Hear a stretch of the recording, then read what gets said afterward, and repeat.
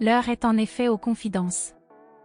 Après la rédaction de son autobiographie intitulée « Sans transition » et ses réponses sans tabou lors de notre interview, Christophe de Chavannes fera une apparition ce dimanche 18 février dans un nouvel épisode de l'émission de Frédéric Lopez, Un dimanche à la campagne.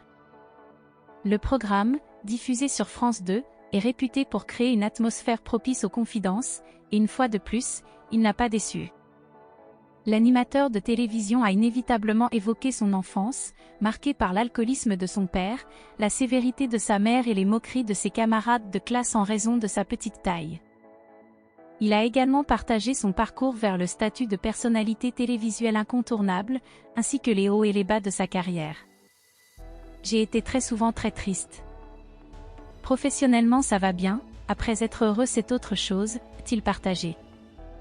Sans véritablement saisir la profondeur de ses mots, le présentateur de « Rendez-vous en terre inconnue » l'a questionné sur son rôle de père. À cet instant, il laisse véritablement éclater ses émotions, et submergé par celles-ci, Christophe de Chavannes demande quelques instants pour se ressaisir. Pendant lesquels le journaliste offre un premier élément de réponse, « Vous avez fait de votre mieux, comme chacun d'entre nous ». L'affirmation a été immédiatement corrigée par de Chavannes. Non, j'ai été un bon père je crois. J'ai fait avec ce qu'on me donnait comme je me suis séparé à chaque fois des mamans. En effet, Christophe de Chavannes est devenu père pour la première fois à l'âge de 29 ans. Avec la naissance de Pauline, issue de son union avec la productrice Marie Geneste. 3 ans plus tard, son fils Paul-Henri est né, fruit de sa relation avec Isabelle. Enfin, en 1998, est née Ninon, sa fille cadette qu'il a eue avec l'actrice Manon Sedani. J'ai 3 mamans différentes mais j'ai sûrement merdé, oui. J'ai un peu négligé la grande parce que je me suis beaucoup occupée de la petite. Et pour mon fils, c'est plus compliqué.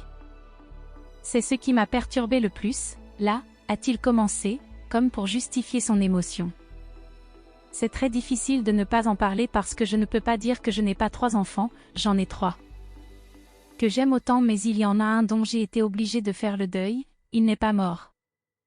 Il est vivant mais il n'est plus là, ni pour moi ni pour ses sœurs, ce qui est très difficile à vivre et ce qui était tout à fait inattendu.